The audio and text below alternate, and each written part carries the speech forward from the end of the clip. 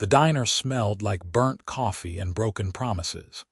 And Kira Vaughn had been wiping down the same sticky table for 3 minutes straight when the man in the expensive suit walked through the door at 2 in the morning. She noticed his shoes first because they probably cost more than her rent. And that was saying something considering she shared a studio apartment with 2 roommates who never seemed to pay their share on time. He looked out of place among the truckers and night shift workers, but he walked to the counter with the kind of confidence that suggested he belonged anywhere he wanted to be. Kira tossed her rag into the bucket under the counter and pulled out her order pad, even though she had already memorized the position of every item on the laminated menu that had not changed since 1987. The man settled onto a stool, and when he looked up at her, she noticed his eyes were a deep brown that reminded her of the expensive chocolate her mother used to buy once a year at Christmas before the accident. "Coffee," he said, his voice rough around the edges like he had been awake for days. "Black." She poured him a cup from the pot that had been sitting on the burner for at least 2 hours, but he did not complain. He wrapped his hands around the mug like he was trying to absorb its warmth, and Kira went back to wiping tables, because standing still made her think too much about all the places she had been, and all the places she would never go. The thing about Kira was that she had been moving her entire life.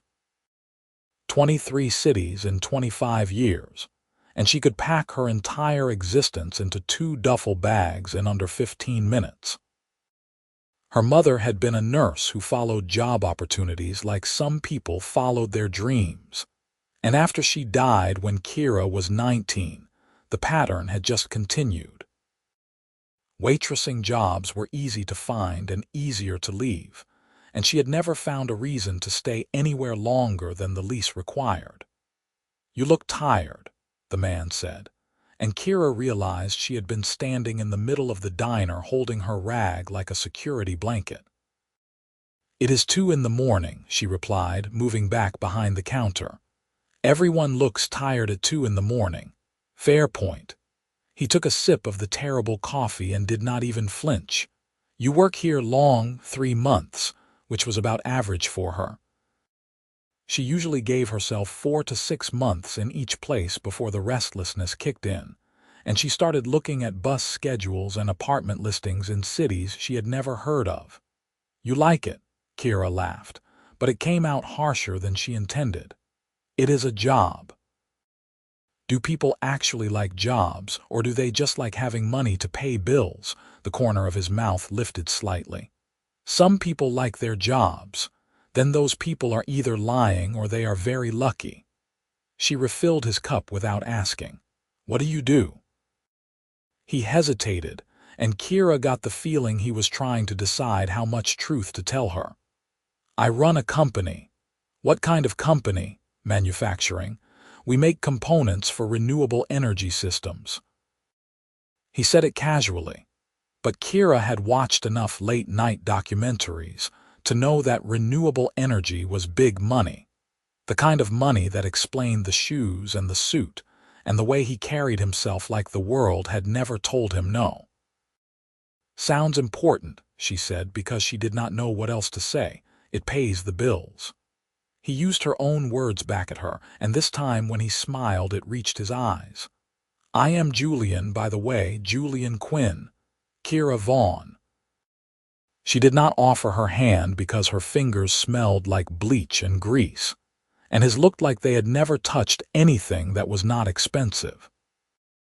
They fell into a comfortable silence, and Kira went back to her closing duties while Julian sat at the counter, drinking terrible coffee like it was fine wine. The other customers filtered out one by one until it was just the 2 of them and Frank, the cook, who spent most of his shift smoking cigarettes out back and pretending he could not hear the timers going off. "Can I ask you something?" Julian said suddenly, his voice cutting through the quiet hum of the refrigerators. "Sure." "Why are you here? In this city, I mean. You do not seem like you are from around here." Kira paused mid-wipe. It was a more perceptive question than she expected from a stranger at 2 in the morning. "I am not from anywhere really. I move around a lot. Running from something, running to something maybe, or just running." She shrugged. "Does it matter? I think it does." Julian set down his cup and looked at her with an intensity that made her want to either run away or lean closer. "Most people are trying to build something. You seem like you are trying to avoid building anything at all." It was too accurate, too close to truths she did not examine even when she was alone in her shared studio at 3 in the morning, listening to her roommates snore through the thin walls. "You do not know me." "No," he agreed, "but I would like to." Before Kira could figure out how to respond to that, the bell above the door chimed and a group of college kids stumbled in, drunk and loud and demanding. The moment shattered, and Kira went to take their orders while Julian sat at the counter and watched her work with an expression she could not quite read. He stayed until her shift ended at 4, nursing the same cup of coffee and occasionally scrolling through his phone with the focused intensity of someone who never really stopped working. When Kira hung up her apron and grabbed her jacket from the hook by the kitchen, Julian stood up and pulled out his wallet. "How much do I owe you for 5 cups of coffee?" $12. He handed her a $100 bill. "Keep the change." Kira stared at the money like it might bite her. "I cannot take this." "Why not?" "Because it is ridiculous. The coffee was not even good." "I was not paying for the coffee." He said it simply, like it made perfect sense. "I was paying for the company." "That makes it sound like I am some kind of escort." Julian had the grace to look embarrassed. "That is not what I meant. I just meant that talking to you was worth more than $12 to me." Kira should have refused. She should have given him back his money and walked out the door and never thought about Julian Quinn again. But her rent was due in 3 days and she was still $200 short, and pride did not pay bills. "Thank you," she said, pocketing the money. "Will you be here tomorrow night?" "I work every night except Monday." "Then I will see you tomorrow." He said it like a promise, and then he walked out into the pre-dawn darkness, leaving Kira standing in the empty diner wondering what had just happened. She told herself he would not come back. Men like that did not come back to places like this, and they definitely did not come back for girls like her. But the next night at 2 in the morning, Julian walked through the door wearing different clothes but the same expensive shoes, and he sat at the counter and ordered black coffee like they had an appointment. It became a routine. Every night at 2, Julian would arrive and order coffee, and they would talk about everything and nothing. He told her about his company, about the pressure of managing 300 employees and the constant battle to stay ahead of competitors. She told him about the 23 cities, about her mother and the way grief felt like carrying a heavy backpack that never got lighter, just more familiar. "Why do you work nights?" Julian asked one evening, 3 weeks into their strange friendship. "Would not a day job be easier?" Kira shrugged. "Night shifts pay more, and there are fewer customers, so it is less exhausting. Plus, I like the quiet. Day shifts are all rush and noise and people complaining that their eggs are not the right temperature." "Fair enough." He was quiet for a moment, then asked, "What would you do if you could do anything? If money was not a factor?" No one had ever asked her that before. Kira had spent so long focused on survival that dreams felt like a luxury she could not afford. "I do not know. Travel, maybe. Actually see the places I have lived instead of just existing in them."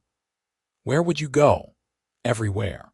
Paris and Tokyo and those little villages in Italy where everyone knows each other and they have been making the same wine for 500 years. She surprised herself with the answer with how quickly it came. "I would want to see things that last, things that have roots." "That is a good answer." Julian smiled at her, and Kira felt something shift in her chest, something dangerous and warm. "What about you?" she asked, deflecting. "You already have money. What do you do with it?" "Mostly I work more." He said it like a confession. "I built the company from nothing, and sometimes I think I do not know how to exist without it. My friends say I am married to my job. Are they right? Probably." He finished his coffee. "My parents wanted me to take over their accounting firm, nice and stable and boring, but I wanted to build something that mattered, something that could actually change things. So I took out loans and maxed out credit cards, and somehow it worked. Now I have everything I thought I wanted, but I eat dinner alone every night, and I cannot remember the last time I went somewhere that was not a business meeting or a conference." "That sounds lonely," Kira said quietly. "It is." He looked at her, really looked at her, and Kira felt like he could see all the broken parts she tried to keep hidden. "But this helps. Talking to you helps." They started spending more time together outside the diner. Julian would pick her up after her shift, and they would drive to the overlook on the east side of the city, watching the sunrise while eating gas station donuts and terrible coffee from the 24-hour convenience store. He told her about growing up middle class in a suburb, where everyone expected him to be average, about his younger sister who was a teacher in Boston, and called him every Sunday to remind him that money was not the same as happiness. She told him about her father who left when she was 6, about the succession of temporary apartments and temporary friends, and the way she had learned to keep everything temporary so it hurt less when she left. "You talk about leaving like it is inevitable," Julian said one morning, a month and a half after they met. The sun was coming up over the city, painting everything gold and pink, and Kira was trying not to think about how she only had 2 weeks left on her lease. "That is because it is," she replied. "I never stay anywhere longer than 6 months. Why not? Because staying means caring, and caring means it hurts when you leave." "Maybe you should stop leaving then." Kira laughed, but it sounded hollow. "That is easy for you to say. You have a whole life here, a company and a house and probably a million reasons to stay. I have a job I could quit tomorrow and a shared apartment that smells like mildew. There is nothing keeping me here." "What about me?" Julian asked quietly. The question hung between them like a held breath, and Kira did not know how to answer it. Because the truth was that Julian had become the best part of her days, or nights rather. She looked forward to 2 in the morning like other people looked forward to Christmas. But wanting to stay and being able to stay were different things, and Kira had learned a long time ago that wanting things too much only led to disappointment. "You will be fine without me," she said finally. "You were fine before we met. Fine is not the same as happy." He turned to look at her, his brown eyes serious. "I have been fine for years, Kira. I do not want fine anymore." "What do you want?" "I want you to stay." It was the first time anyone had ever said that to her. Her mother had dragged her from city to city without ever asking if she wanted to go. Her few friends over the years had shrugged when she announced she was leaving, used to the transient nature of their lives.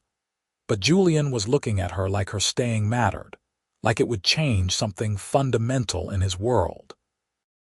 "I do not know how to stay," Kira admitted, her voice barely above a whisper. "Then learn." He reached over and took her hand, his fingers warm against her cold ones. "Stay for a month, just 1 month past your lease, and if you still want to leave after that, I will help you pack." "Why do you care so much?" "Because you are the first person in years who talks to me like I am just Julian, not Julian Quinn, the CEO. Because you make me laugh and you do not care about my money or my company or any of it. Because I think I am falling in love with you, and I am pretty sure you are falling in love with me too, even if you are too scared to admit it." Kira should have pulled her hand away. She should have told him he was wrong, that they barely knew each other, that love did not work like that. But the words stuck in her throat because he was right. Somewhere between the terrible coffee and the sunrise drives and the conversations that lasted until dawn, she had fallen in love with Julian Quinn, and it terrified her more than anything ever had. "I am scared," she said instead, giving him the only truth she could manage. "I know." He squeezed her hand. "I am scared too, but I think you are worth being scared for." They sat there as the sun finished rising, not talking, just holding hands and breathing in sync. Kira felt something crack open inside her chest. Some wall she had built brick by brick over 25 years of temporary homes and temporary relationships. It hurt, but it was the kind of hurt that felt like healing, like setting a broken bone so it could mend properly. "1 month," she said finally. "I will stay for 1 month." Julian smiled, and it was like watching the sun come up all over again. "That is all I am asking." The month passed faster than Kira expected. She renewed her lease, much to her roommate's surprise, and picked up extra shifts at the diner to afford it without Julian's help, because she needed to prove to herself that she could stay on her own terms. Julian still came by every night at 2. But now, after her shift, they would go back to his place, a penthouse apartment that Kira had initially refused to visit because it felt too intimate, too much like she was stepping into his real life instead of their bubble of borrowed time. His apartment was nothing like she expected. Yes, it was big and expensive with floor-to-ceiling windows that overlooked the entire city, but it was also strangely impersonal. The furniture looked like it came from a catalog, and there were no photos on the walls, no personal touches that suggested someone actually lived there. "This is where you live?" Kira asked, walking through the space like it was a museum. "Technically." Julian set his keys on the counter. "But I spend most of my time at the office, so I never bothered to really make it home." "That is sad." "I know." He moved to stand beside her at the window. "You could help me fix it if you want, make it feel less like a hotel room. I do not know anything about decorating. But you know about home, or at least you know about the absence of it, which is more than I know." So Kira started bringing things to Julian's apartment. Nothing expensive, just little touches that made the space feel lived in.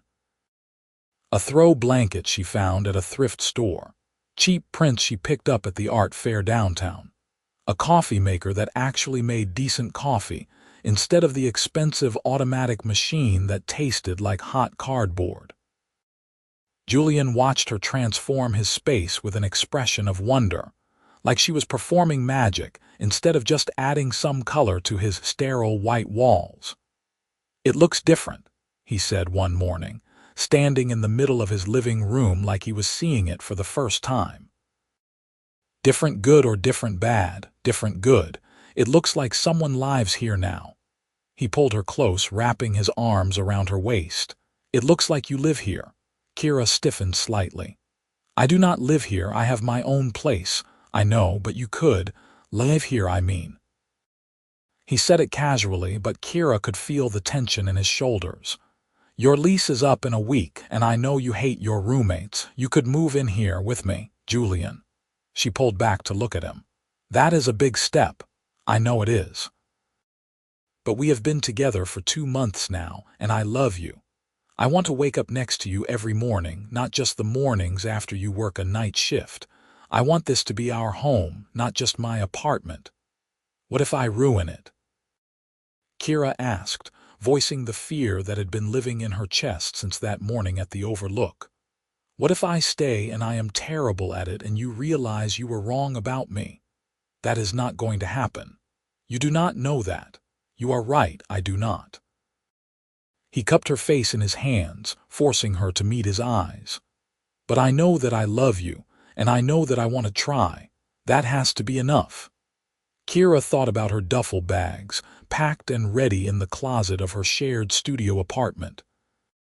She thought about bus schedules and new cities, and the comfortable emptiness of never letting anyone get too close. Then she thought about Julian's smile and the way he listened when she talked, and how he had spent an entire evening learning to make her mother's recipe for chocolate chip cookies just because she mentioned missing them. "Okay," she said, "I will move in with you." Julian kissed her, and it tasted like relief and joy and the terrifying vulnerability of letting someone matter. They spent the rest of the morning in bed, wrapped around each other while the city woke up beyond the windows, and Kira tried not to think about all the ways this could fall apart. Moving in with Julian was easier than Kira expected and harder in ways she did not anticipate. The physical act of moving was simple, since she still only owned 2 duffel bags worth of belongings. But learning to share space with another person after 25 years of emotional isolation was like learning a new language. Julian was patient with her when she woke up in the middle of the night panicking about being trapped, and she tried to be understanding when he got lost in work for days at a time. Buried under the pressure of running a company she was only beginning to understand the scope of. "I need to tell you something," Julian said one evening, about 3 weeks after she moved in.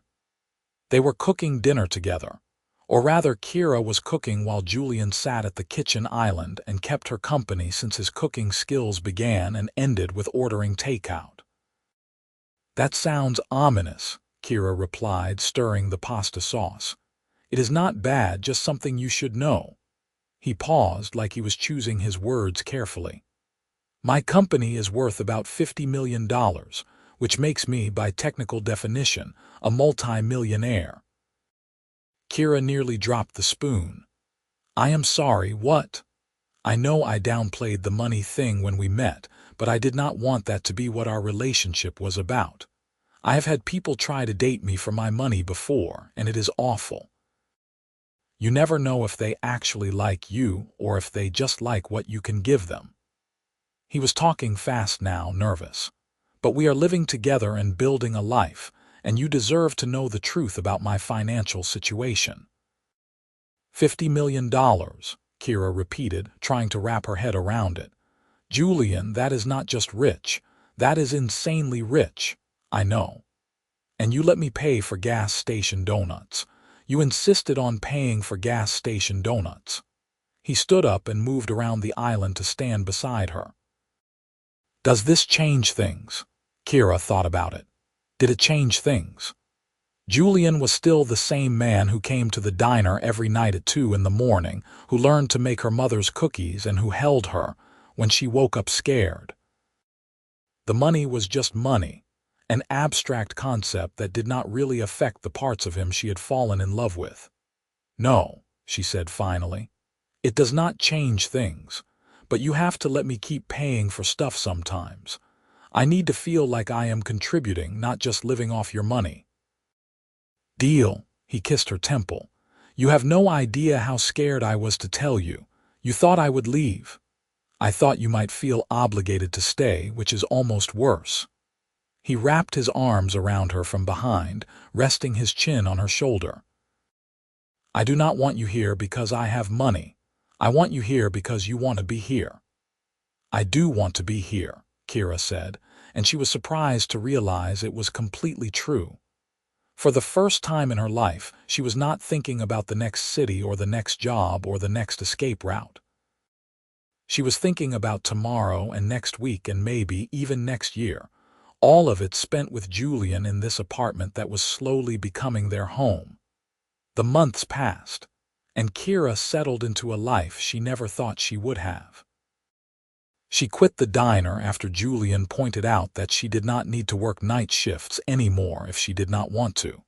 And after a lot of internal debate, she enrolled in community college to study hospitality management. It felt strange to plan for a future, to commit to 2 years of classes and homework, and building toward something permanent. But Julian supported her completely, helping her study and quizzing her on terminology she did not understand. "I am proud of you," he said one night, 6 months into her first semester. They were curled up on the couch, Kira studying for a final while Julian answered emails on his laptop. For what? I have not done anything yet. You are building a life. That takes courage, especially for someone who spent 25 years running from exactly that. He set his laptop aside and pulled her closer. I know how hard this is for you, and I want you to know that I see it and I appreciate it. Kira felt tears prick at her eyes. Sometimes I still get scared. Like I will wake up one day and the urge to run will be stronger than the reasons to stay, and I will ruin everything. If that happens, we will deal with it together. He kissed her forehead. But I do not think it is going to happen. I think you are exactly where you are supposed to be. How can you be so sure? Because I have never seen you as happy as you have been these past few months. Because you smile in your sleep now, and you did not when we first met. Because you are building something, Kira, and I do not think you are going to walk away from it. He was right. Kira was building something, and it felt both terrifying and wonderful in equal measure. She made friends with her classmates, actual friends who she made plans with beyond the next week.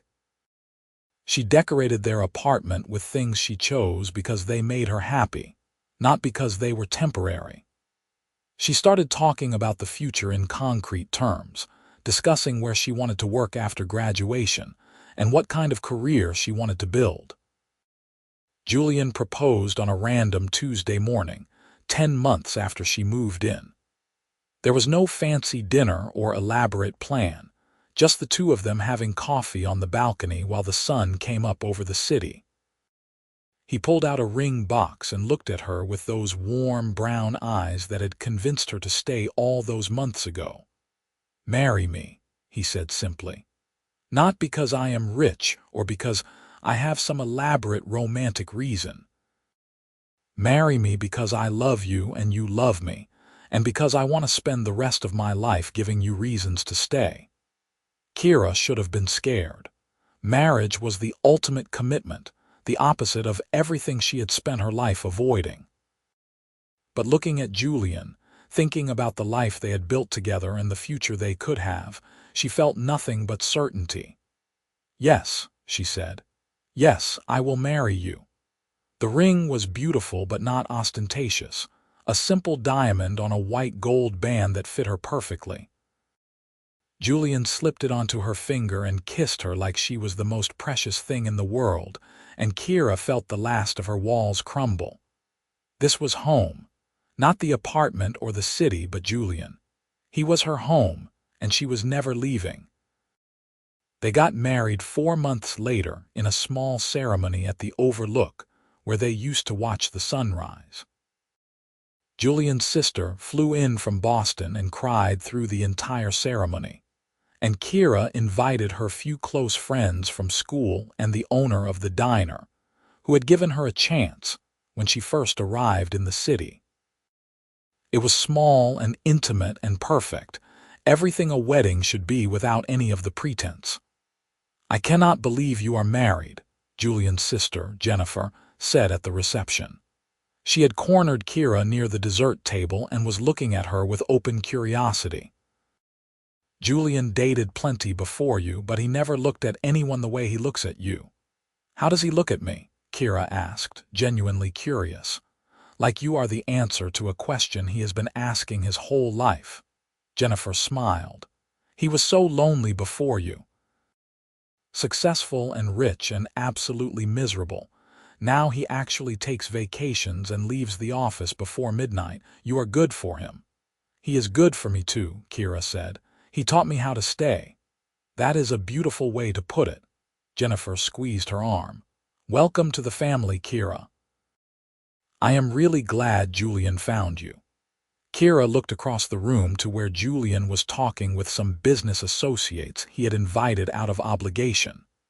As if sensing her gaze, he looked up and smiled, that same smile that had made her want to stay all those months ago in the diner. He excused himself and crossed the room to her, wrapping an arm around her waist and pulling her close. "Having fun?" he asked. "The best time." And she meant it. This was everything she never knew she wanted, a celebration of commitment and permanence in choosing to stay.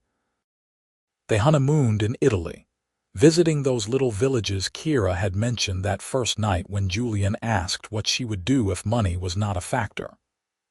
They drank wine that had been made the same way for centuries and ate pasta at family restaurants, where 3 generations worked side by side. Julian watched her fall in love with the old stone buildings and the rolling hills, the way everything felt both ancient and alive. We could come back every year, he suggested one evening as they sat on the terrace of their hotel, watching the sun set over the Tuscan countryside. Make it a tradition. I would like that. Kira leaned against him, feeling more content than she ever thought possible. Thank you for this, for all of it. You do not have to thank me. I get just as much out of this as you do. He kissed the top of her head. More, probably. You saved me, Kira. I was so lost in work and obligation that I forgot what it felt like to actually live. You reminded me. We saved each other then. Yeah, he agreed. I think we did. They returned home 2 weeks later, tanned and happy and full of stories. Kira threw herself into her final year of school while Julian continued running his company, but they made sure to prioritize time together. Date nights every week, Sunday mornings reserved for sleeping in and making elaborate breakfasts, spontaneous trips when they both needed to escape the grind of daily life. I have been thinking, Julian said one evening, about a year after their wedding. They were cooking dinner together, a routine they had fallen into where Julian did the prep work while Kira handled the actual cooking. About what? About expanding the family. Kira's hand stilled on the knife she was using to chop vegetables. You mean kids? Eventually, yeah. Not right now. I know you are still in school and building your career. But someday, I would like to have kids with you. He said it carefully, like he was worried about her reaction. Kira had never thought much about kids. In her old life of constant movement, children had seemed impossible, an anchor she could not afford. But now, in this life she had built with Julian, the idea did not seem terrifying. It seemed like the natural next step, another way to build roots and create something permanent. I think I would like that too, she said slowly. Maybe in a couple of years, after I graduate and get established in a job. Julian's face lit up. Really? You are not just saying that because you think it is what I want to hear, really. She set down the knife and turned to face him. You have given me so much, Julian. A home and a future and reasons to stay. I want to build a family with you. I want our kids to grow up in one place with 2 parents who love each other and love them. I want to give them everything I did not have. He pulled her into a tight hug, and Kira felt his heart racing against her chest. You are going to be an amazing mother. We will see about that, she said, but she was smiling. 2 years later, Kira graduated with honors and immediately got a job as an event coordinator at one of the nicest hotels in the city. The work was demanding but fulfilling, and she loved the challenge of creating perfect events for people celebrating the biggest moments of their lives. Julian celebrated her success like it was his own, taking her out to a fancy dinner and giving a toast that made her cry happy tears into her expensive wine. To my brilliant wife, he said, raising his glass, who proves every day that the best things in life are worth waiting for and fighting for and choosing over and over again. To us, Kira replied, clinking her glass against his, and to staying. They started trying for a baby a few months later, and Kira discovered that pregnancy was both magical and miserable in ways no one had adequately prepared her for. Julian was incredible through all of it, holding her hair when morning sickness hit and rubbing her feet when they swelled and assembling baby furniture with a level of focused intensity usually reserved for business deals. We are having a baby, he said one night, his hand resting on her growing stomach. "An actual baby that is going to depend on us for everything." "Are you scared?" Kira asked. "Terrified," he admitted, "but also excited. We are going to be good at this." "How can you be so sure?" "Because we are good at everything else we do together." He kissed her, soft and sweet. "We learned how to love each other. We can learn how to be parents." Their daughter was born on a cold February morning, arriving 3 weeks early and screaming her displeasure at the world with impressive volume. They named her Emma, after Kira's mother, and Kira cried when Julian suggested it because it felt like bringing her mom into this new life she had built. Being a mother was harder than anything Kira had ever done, but it was also the most rewarding. Emma was colicky and demanding and absolutely perfect, with Julian's brown eyes and Kira's stubborn chin. Julian was a hands-on father despite his demanding job, waking up for midnight feedings and changing diapers without complaint and staring at Emma like she had hung the moon. "I never knew I could love someone this much," he said one night, holding Emma while she slept against his chest. "I love you more than anything, but this is different. This is our whole future right here." Kira understood exactly what he meant. Looking at Emma, she saw all the possibilities she had almost missed by running. If she had left when her lease was up that first time, if she had not stayed for Julian, none of this would exist. She would still be moving from city to city, alone and untethered and calling it freedom when it was really just fear. "Thank you," she said softly. Julian looked up. "For what?" "For asking me to stay. For being my first real reason to stay put. You are welcome. But you know it was not just me, right? You stayed because you were ready to. I was just lucky enough to be here when you figured that out." Maybe he was right. Maybe Kira had been ready to stop running and Julian had just been the catalyst. But it did not really matter. What mattered was that she was here, in this beautiful apartment with this beautiful family, and she had never been happier in her entire life. Emma grew into a curious toddler who asked endless questions and insisted on wearing her tutu everywhere, including to the grocery store.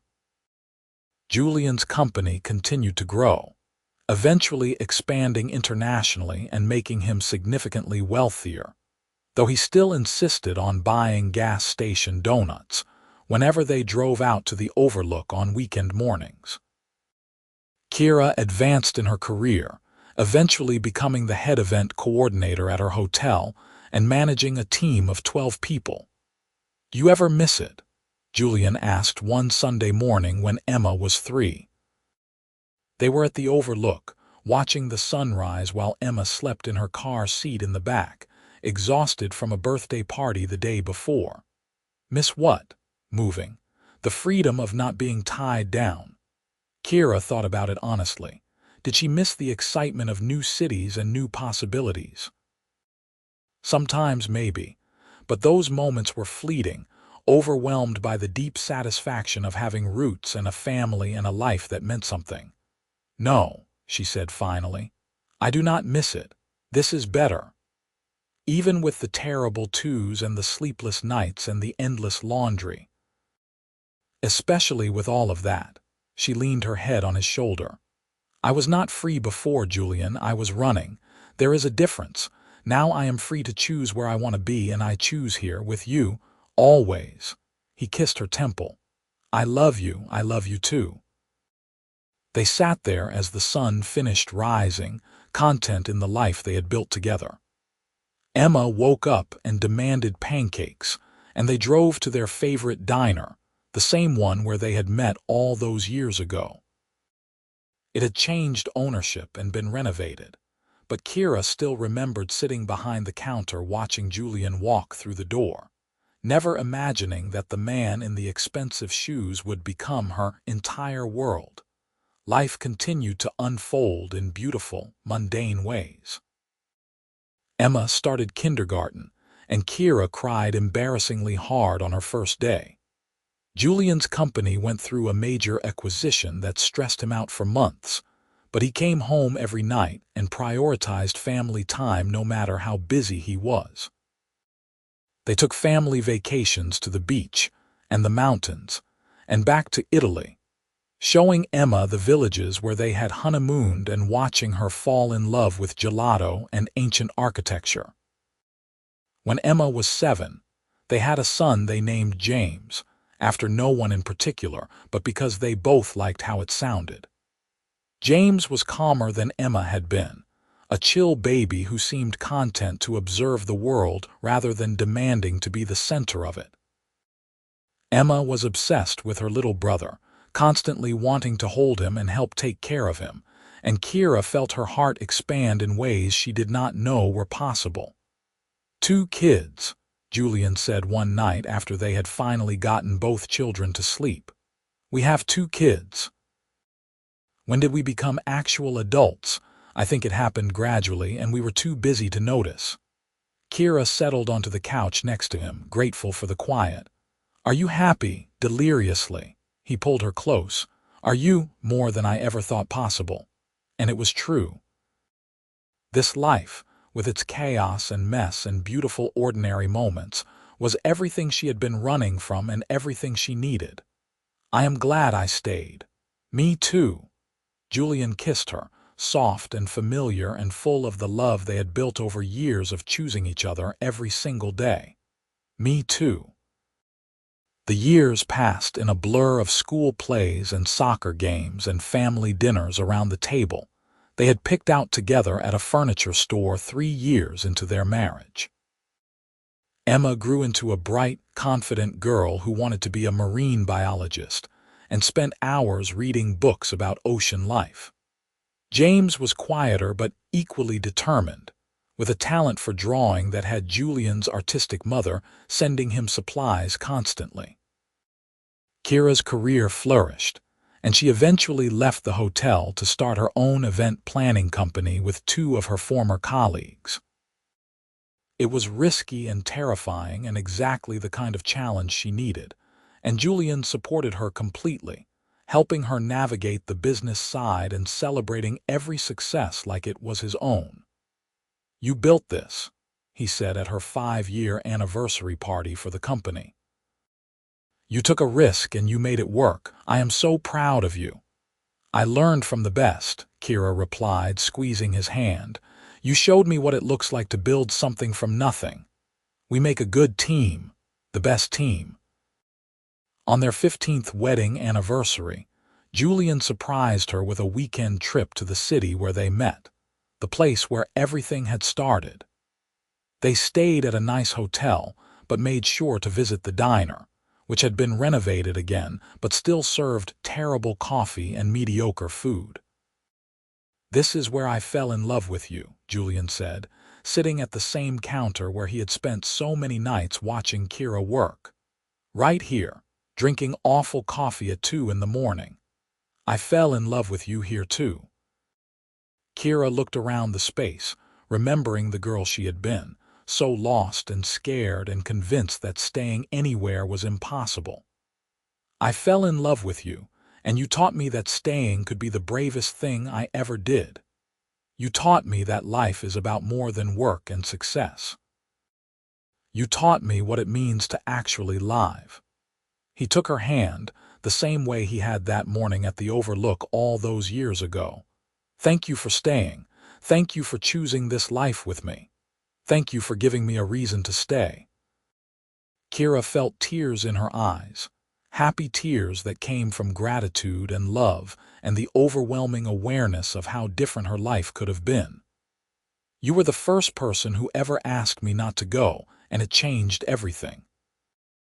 They kissed in the diner, not caring who might be watching, and Kira felt the same flutter in her chest that she had felt that very first night. Some things never changed, like the way Julian made her feel safe and loved and exactly where she was supposed to be.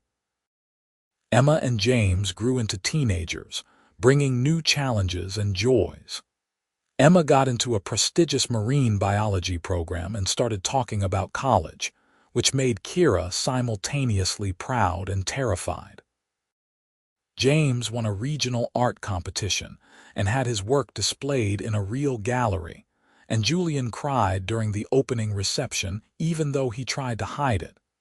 "They are going to leave us," Kira said one night after a particularly emotional college tour with Emma. "Not right away, but soon. They are going to go out into the world and build their own lives." "I know," Julian pulled her close, "but that is what we raised them to do. We gave them roots so they could have wings. When did you become so wise?" "I married a woman who taught me that sometimes the bravest thing you can do is stay and build something. Our kids learned that from watching us." He kissed her forehead. "They know what a good relationship looks like because we showed them. They know what it means to commit and work hard and choose your family every day. That is the best gift we could give them." Kira thought about her own childhood, about moving from place to place and never feeling settled. Emma and James would never have that experience.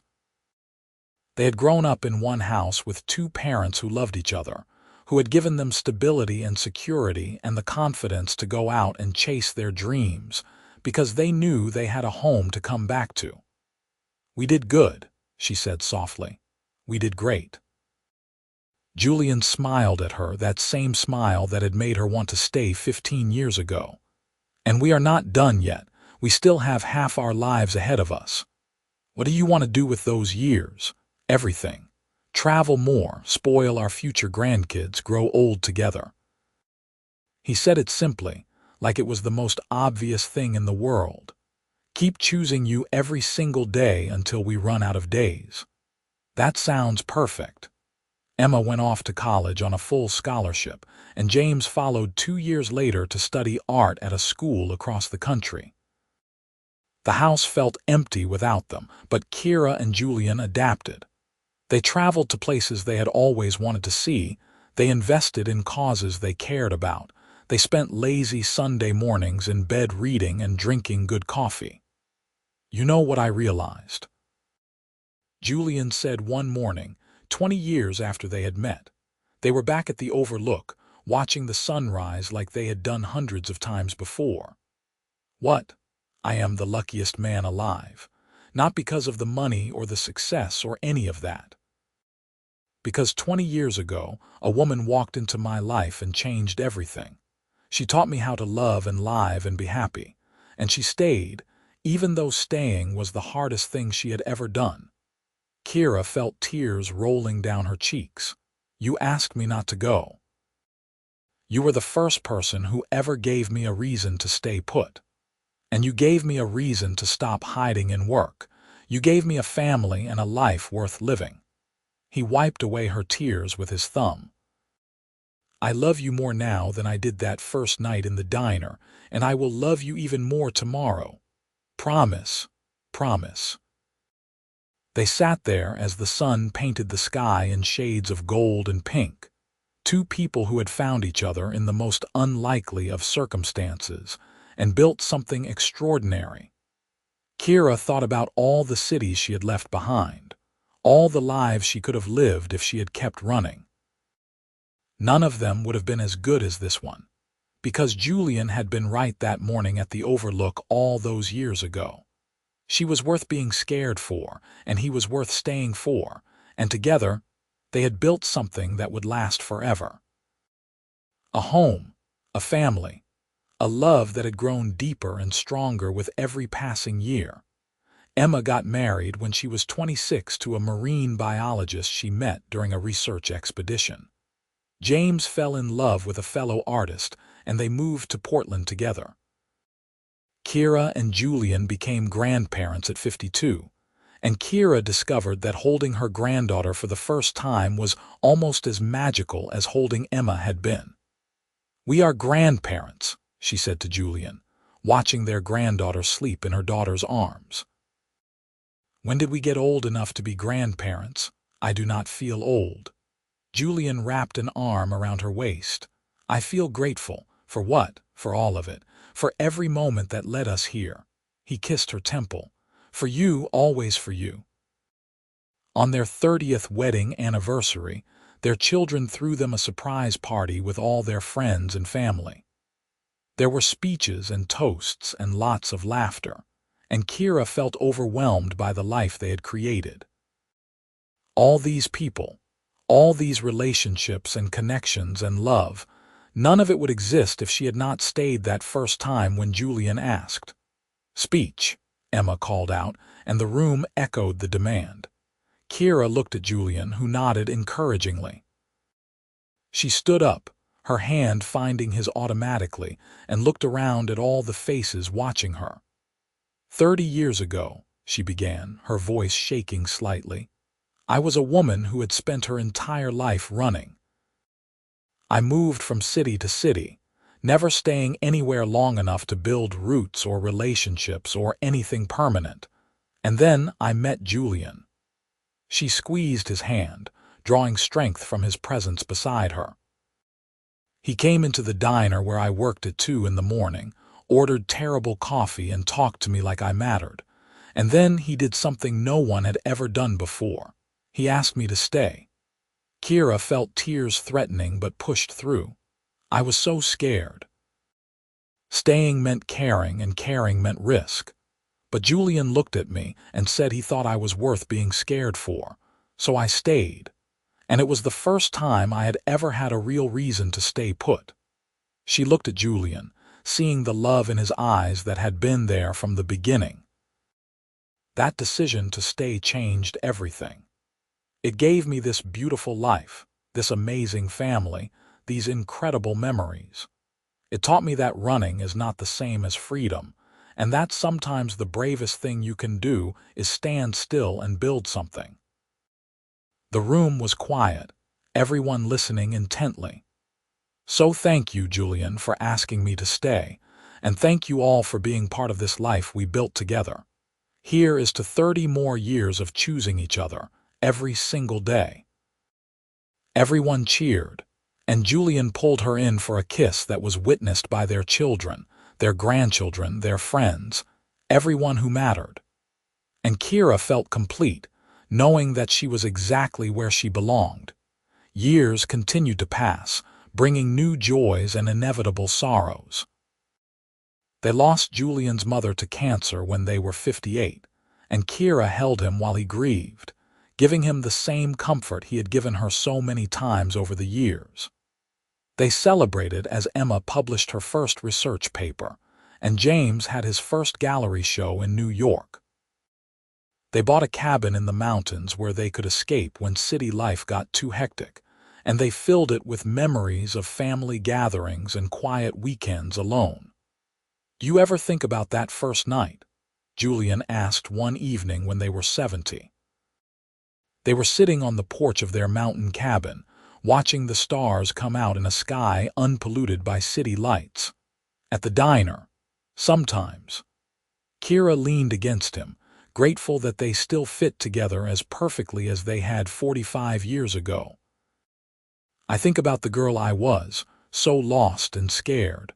I want to go back and tell her it is all going to be okay, that staying is going to be the best decision she ever makes. I think about it too, about how close I came to never meeting you. If I had gone to a different diner, if I had stayed at the office that night, our entire lives would be different. But you did not. You came to my diner and you ordered terrible coffee and you changed my whole world." She kissed his cheek. "Best 2 in the morning decision either of us ever made." They sat in comfortable silence, the kind that only comes from decades of knowing someone completely. Kira thought about all the years behind them and whatever years they had ahead. They had built something extraordinary, a love that had weathered time and challenges and all the ordinary difficulties of life. And it had all started because Julian had asked her to stay, and she had been brave enough to say yes. Emma and James visited often with their growing families, filling the cabin with noise and chaos and love. Kira watched her grandchildren run through the same woods where their parents had played, and she felt the deep satisfaction of generations continuing, of roots growing deeper with each passing year. "We did it," Julian said during one particularly chaotic family weekend, after they had finally gotten all the grandchildren to bed. "We built a family. We built a dynasty," Kira corrected, smiling. "Look at all of them. 4 grandchildren and another on the way. All of this exists because you asked me to stay. All of this exists because you were brave enough to say yes." He pulled her close, and even at 70 they still fit together perfectly. "Best decision you ever made." "Best decision we ever made," Kira corrected. "We did this together." On their 50th wedding anniversary, Emma and James organized a massive celebration with everyone they had ever loved. The ballroom of Kira's old hotel was filled with flowers and photographs documenting 50 years of marriage, and Kira cried happy tears looking at all the evidence of their beautiful life. 50 years, Julian said during their first dance, holding her close like they were still newlyweds. "Half a century of loving you. And you still look at me the same way you did that first night." Kira smiled up at him. "How did we get so lucky?" "I do not think it was luck. I think it was choice. We chose each other every single day for 50 years. He spun her carefully, mindful of their aging bodies. "And I would choose you again in every lifetime. That is the most romantic thing you have ever said to me. I have been saving it for 50 years. They danced while their family watched, while the photographer captured what would become one of Kira's favorite pictures, and Kira felt overwhelming gratitude for every moment that had led them here. The fear and the risk had been worth it. The decision to stay had been worth it. Everything had been worth it for this life, this love, this family. Julian passed away peacefully in his sleep at 78, holding Kira's hand as he had held it countless times over their 53 years together. She was devastated but also grateful that they had been given so much time, so many memories, so much love. At the funeral, Emma gave a eulogy about the love her parents had shared, about how they had shown her and James what real commitment looked like. "My father's greatest achievement was not his company or his wealth," Emma said, her voice breaking. "It was convincing my mother to stay when she was ready to run. He gave her reasons to stay put, and in doing so, he created this entire family. We all exist because he walked into a diner at 2 in the morning and fell in love with a woman who did not know how to stay. And we are all better for it." Kira cried through the whole service, supported by her children and grandchildren, surrounded by the family Julian had helped her build. He had given her everything, but most importantly, he had given her a home. Not a physical place, but a feeling of belonging that had followed her through 53 years of marriage and would follow her through whatever time she had left. She lived for another 8 years, surrounded by family, watching her grandchildren grow into adults and eventually holding her first great-grandchild. She never remarried because Julian had been her great love, the person who had changed the entire trajectory of her life with 2 simple words: "Do not go." When Kira passed away at 86, peacefully in her sleep at the mountain cabin she and Julian had loved, Emma found a letter her mother had written and left in her bedside drawer. "To whoever finds this," it read in Kira's shaky handwriting, "I want you to know that I lived an extraordinary life. I was born to a mother who never stayed anywhere, and I thought that was my destiny too. But then I met a man in a diner at 2 in the morning and he asked me to stay. It was the first time anyone had ever given me a reason to stay put, and it changed everything. I built a life, a family, a legacy, all because I was brave enough to stop running. If you are reading this and you are scared of commitment or staying or building something permanent, I want you to know that it is worth it. The fear is worth it. The risk is worth it. Love is worth it. Julian taught me that, and it was the greatest lesson of my life. Stay. Build something. Let yourself be loved. I promise you would not regret it." At Kira's funeral, James read the letter out loud, and there was not a dry eye in the room.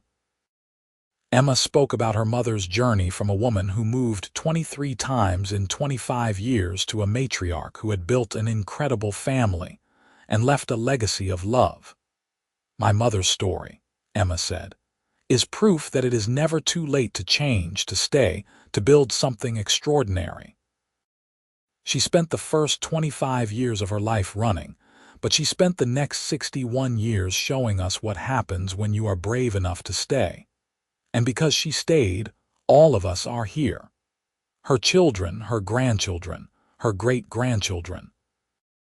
We are her legacy, the proof that staying was worth it. They buried Kira next to Julian in a cemetery overlooking the city where they had met, the city that had given them both everything. And on her headstone, below her name and dates, Emma had inscribed the words that summarized her mother's entire life. She stayed, and it changed everything.